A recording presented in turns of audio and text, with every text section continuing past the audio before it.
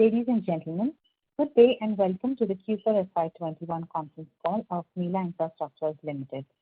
As a reminder, all participant lines will be in the listen-only mode, and there will be an opportunity for you to ask questions after the presentation concludes.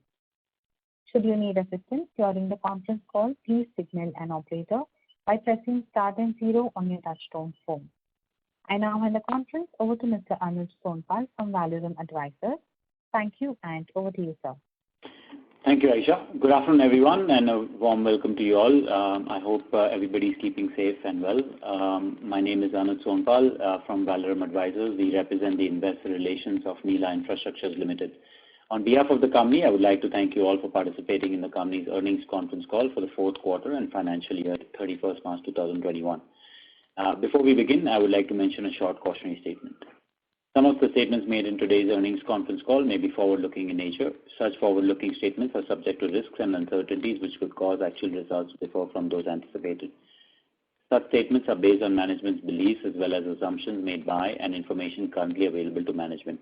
Audiences are cautioned not to place any undue reliance on these forward-looking statements in making any investment decisions.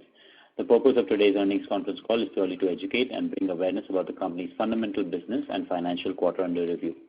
Now, I would like to introduce you to the management participating with us in today's earnings call.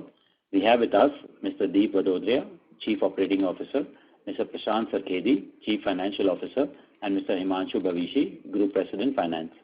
Now, without any further delay, I request Mr. Deep Vadodria to give his opening remarks. Thank you, and over to you, sir. Good afternoon, friends. I welcome you all to the earnings call of the fourth quarter and the financial year ending 2021. We're glad to demonstrate resilience to counter the impact of COVID-19 induced disorder, which constrained our financials during the first half of 21. The company could generate limited revenues during the financial year 21, mainly because of H1 21 was lackluster, while the Q4 21 had some strains of wave 2 picking up and labor also being a point of concern.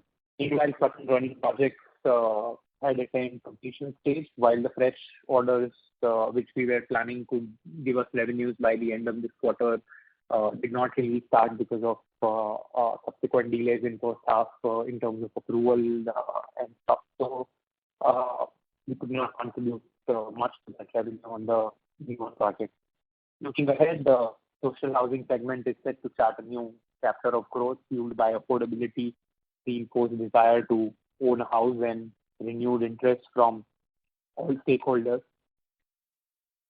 During Q4 FY21, we've added 4 meaningful and strategic orders, which are small orders aggregating together to 588 million rupees to construct EWS housing in Jaipur by Jaipur Development Authority. This would provide 1,192 units, and the completion time will be approximately 32 months.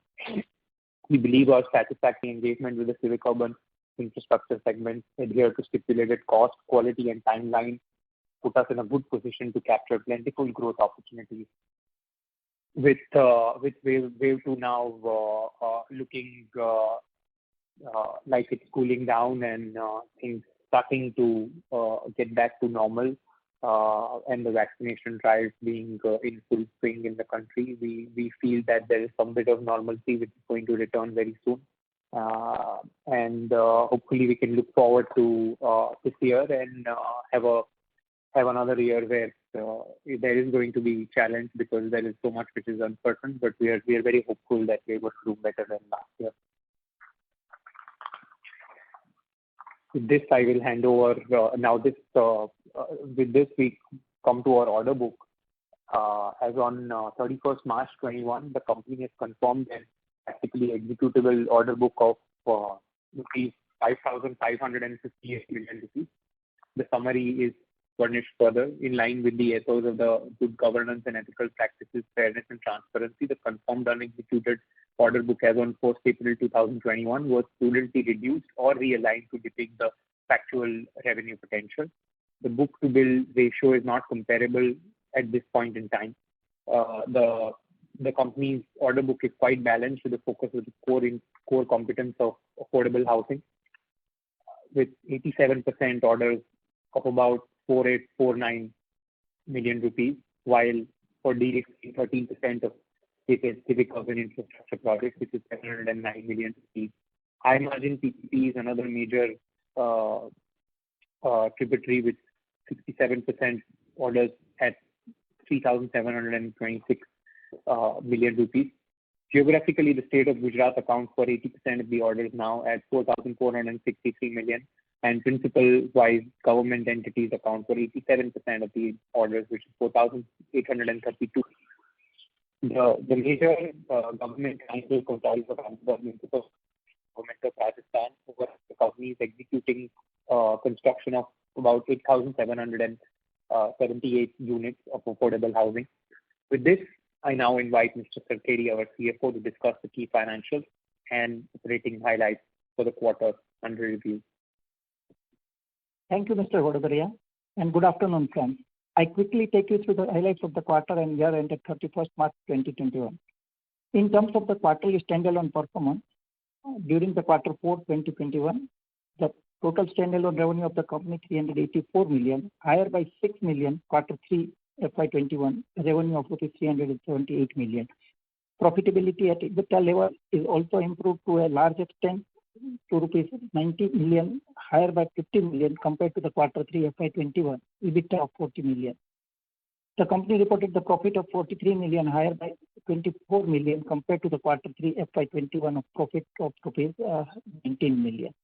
In terms of the quarterly consolidated performance, during the quarter 4, the total consolidated revenue of the company was rupees 386 million, higher by rupees 58 million of quarter 3, revenue of 328 million. Profitability at EBITDA level has also improved to a large extent to 92 million, that is higher by 49 million compared to the quarter 3 FY21, EBITDA of rupees 43 million. The company reported a profit of rupees 46 million, higher by rupees 30 million compared to the quarter 3 FY21, profit of rupees 16 million. In terms of the yearly standalone performance, for FY21, the total standalone revenue of the company was rupees 1,111 million compared to 2,633 million in FY20. The EBITDA for the FY21 was rupees 91 million, which is neglected the effect of the loss reported in the first half, and the company has able to report the marginal profit of 5 million for FY21. In FY21, profitability at EBITDA level has reduced mainly due to the reduction in the operational efficiency on back of change in the revenue mix, that is higher contribution from the low margin projects. The project or operation cost and other costs also increased with a few projects being in a preliminary stage. The employee cost reduced due to the reduction in overall employee base, while the depreciation and amortization expenses has marginally increased corresponding to the increment in the net block of fresh purchase of real estate. The company is successful renegotiating in the rate of interest with the lenders for existing as well as the fresh debt and to lower the finance cost. The overall reduction in the income has constrained the PBT, which has been offset by PAT level mainly due to the lower income tax amount. The net tax payable for FY21 is reduced mainly owing to the overall reduction in income. None of the bank guarantees submitted by the company is ever been invoked by the principal or client. As on 31st March 21, the standalone net worth of the company was 1,439.1 million and standalone gross debt rupees 1,454.5 million, while the cash and bank balances at the standalone basis was 189.4 million. The net debt to net worth computes 0.88x. In terms of the yearly consolidated performance, FY21, the total consolidated revenue for the company 1,060 million compared to 2,551 million for FY2020, with the loss of 6.5 million in FY21 against the profit after tax of rupees 165 million. I now open the floor for the question and answer that may require the further clarification. Thank you. Thank you very much. We will now begin the question and answer session. Anyone who wishes to ask a question may press star and 1 on your touchtone telephone. If you wish to remove yourself from the question queue, you may press star and 2. Participants are requested to use handsets while asking a question. Ladies and gentlemen, we will wait for a moment while the question queue assembles.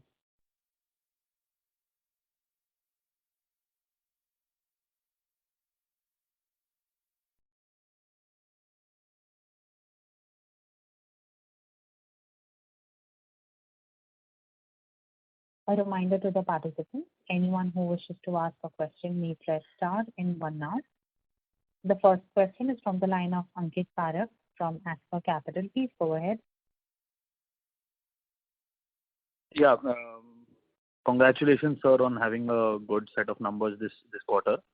So I just wanted to ask, what was there's an increase of around 10% in the EBITDA margins in this quarter compared to the last one. So what is the primary reason for that? What type of the projects that have higher margins have we gained income from so that this has happened? Shanghvi, you want to answer that? There are few of the TDR were encased, which were over in the inventory level and being realized at the higher level. So it's approximately 7 to 8 crore rupees of revenue we realized from this quarter. So yeah. So just to elaborate that on one of the projects that was which standard completed due to rearrangement or rather recalculation, we got additional TDR, so which went into the inventory and we were successfully able to monetize it.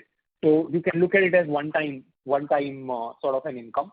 So going forward, I mean, what is the margins that we are able to expect and be sustainable on? Well, I would love to answer that, but unfortunately at this point of time there are so many variables.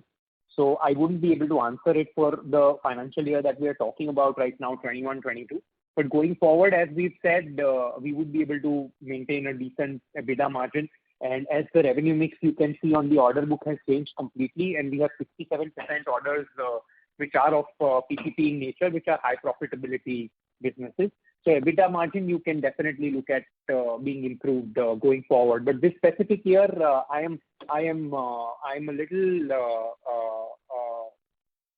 I'm optimistic, but at the same point of time, there are a lot of uncertainties which are floating around at this point of time for me to comment on the absolute numbers in terms of the EBITDAs that we would be wanting to achieve. But if you want to look at it on a vision perspective, definitely the profitability is going to remain the same or maybe improve because the revenue mix is changed now going forward, and more revenue from H2 of 2021-22 is going to start to come from the PPP project. Okay, and my other question was, we have an order book of around 550 crores as of now, with our majority of our projects are towards the affordable housing. So going forward, what is the expectations of increase in order book, double digits or single digits, or what is that? And what is the revenue breakup? We are towards affordable housing as of now, but then going forward down the line in 2 to 3 years, are we expected to have the majority of the revenue from affordable housing only, or are we trying to diversify it and shift to other projects as well? So answering your question in two parts again. One is affordable housing obviously will remain our core, and we are very confident about the project because of the funding mechanism that it shares and how light it is on government bodies. And the funding pattern is pretty clear, and we've never really had any form of issues in a multiple number of contracts that we've gone through in terms of cash flows. So we want to stick to, and we also believe that there is still a lot that needs to be done on affordable housing. We are down there on the ground, and we see that there is still a lot of demand which needs to be catered by the government, and that's what they're doing. So the focus will remain on affordable housing. However, as you would have seen, we've tried to open up multiple number of sectors on the civic urban infrastructure project. So with completion of Badmer Medical College that we did last year, education and medical fields have also opened up. And we all know post the pandemic how much focus is going to be on medical infrastructure across the country. So it was a very timely move from our end to get into that specific contract, which now enables us to participate in medical bids or medical colleges and hospitals which will be built across the country.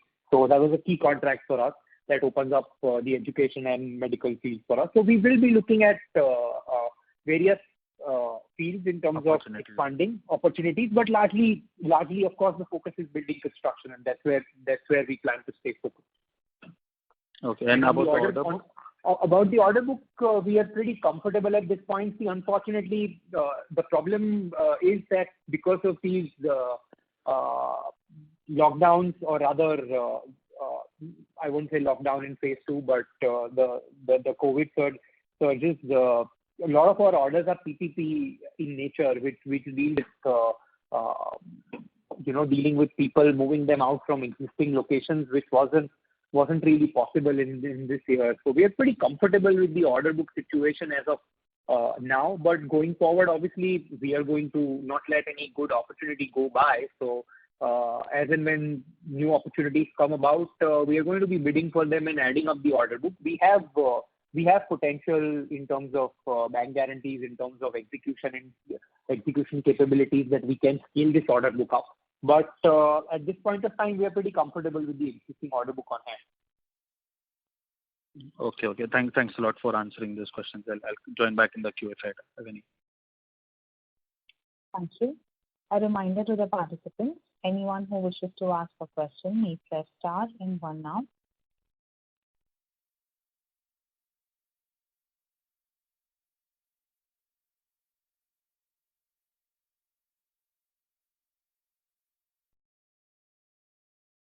We would request the participants to please press star and 1 to ask a question.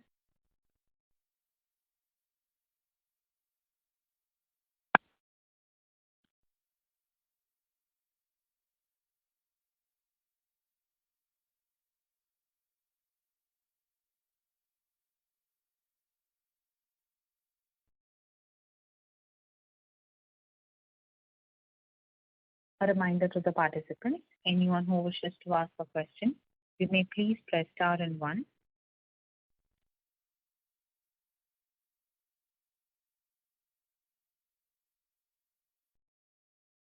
The next question is from the line of Meera Nair, an individual investor. Please go ahead. Good afternoon, sir. So my question is, could you comment on the outlook of the next few quarters and FY22 overall? And do you think you will be able to showcase a top line or bottom line growth?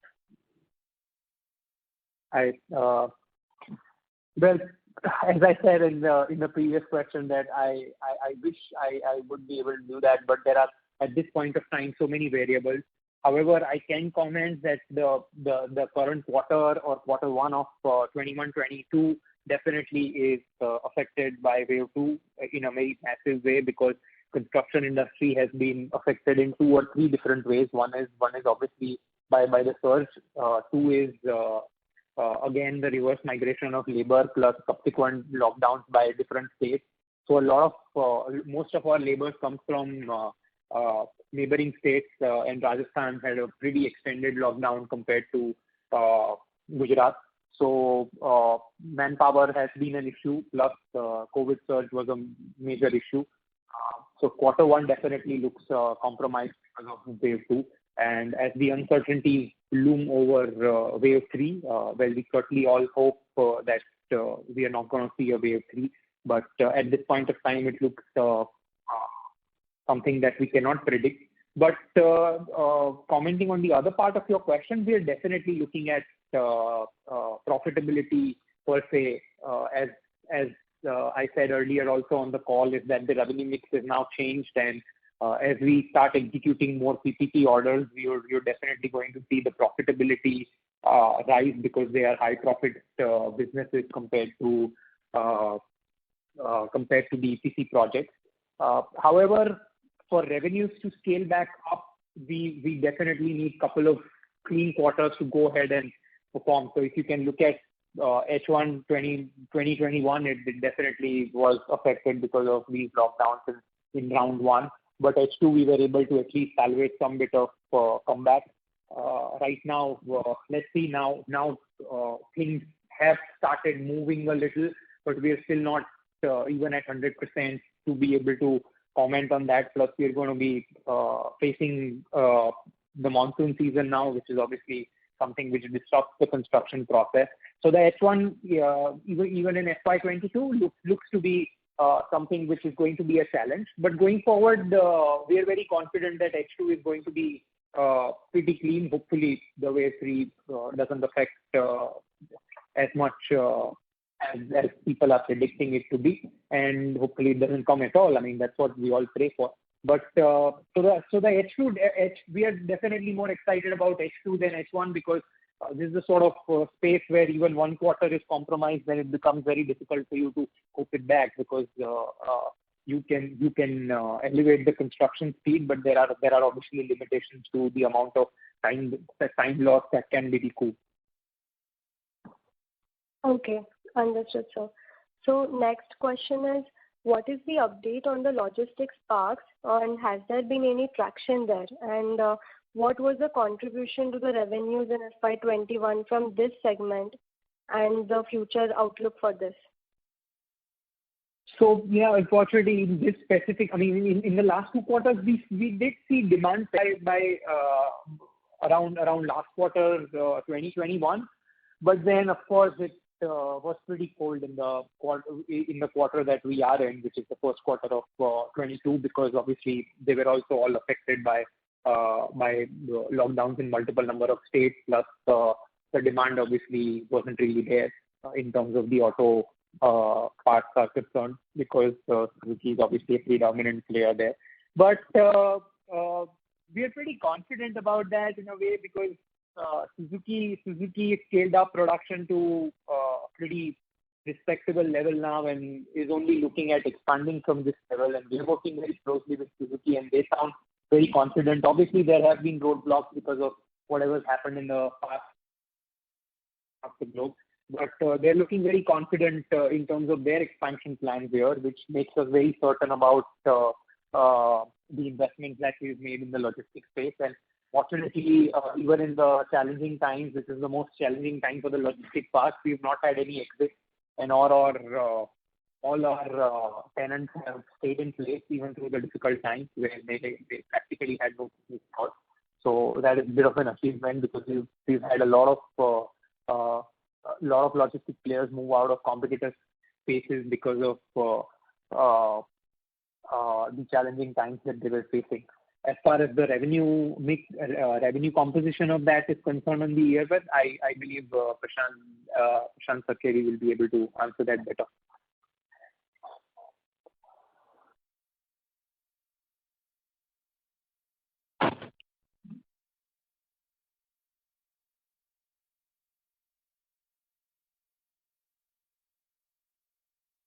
Mr. Prashant Sarkeri, you can go ahead, please.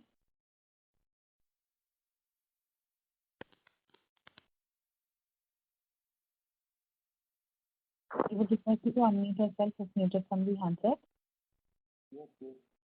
Hello, Meera, can we email that to you later in the interest of time? The exact revenues that are coming in from the logistic and Beshaji space. Sure, sir. Sure. Yeah. Thank you. Thank you. A reminder to the participants, anyone who wishes to ask a question may press star and 1 now.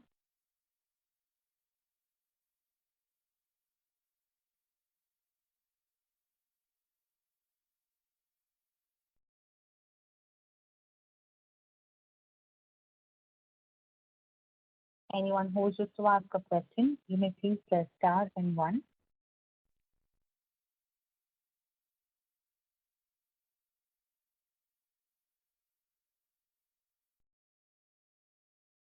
As there are no further questions, I would now like to hand the conference over to the management for closing comments.